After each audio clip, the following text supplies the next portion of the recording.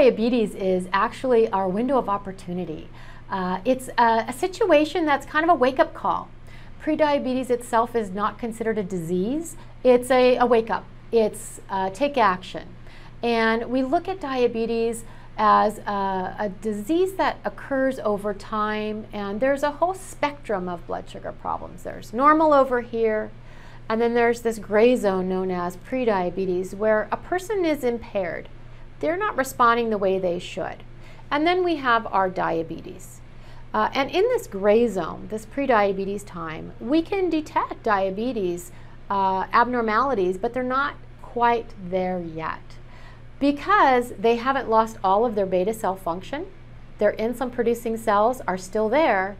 We can conserve them and slow down their demise, their destruction, by addressing insulin resistance. And so this is actually a great thing to find out when a person finds out they have prediabetes. Yay, there's something we can do. We now can actually take note of the kinds of things that a person can do to address their lifestyle, and we can actually sometimes shift them back into the normal area, that non-prediabetic level. And we may be able to keep them there for a number of years. We may be able to halt diabetes permanently, or we may be able to just slow down the progression of diabetes. That's an important thing.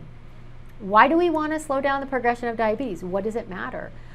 It matters because the longer a person has diabetes, the greater the risk for heart disease and complications of diabetes. We oftentimes see that in this prediabetes time frame, when a person has abnormal blood sugar control, it also coincides with a system that's not functioning right in other ways.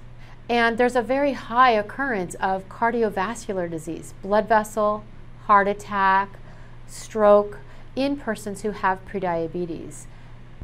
Having abnormal blood sugars, even below the level of diabetes, can still cause inflammation in the body and can set the stage for hardening of the arteries, or what we consider atherosclerosis. And that predisposes a person to heart disease and stroke. So if we can stall that, if we can normalize the system to the extent that the blood sugars are back where they belong, the risk of those complications of diabetes will be less and less. There are about 79 million individuals in the United States currently who have prediabetes, and that is about 1 in 4 adults.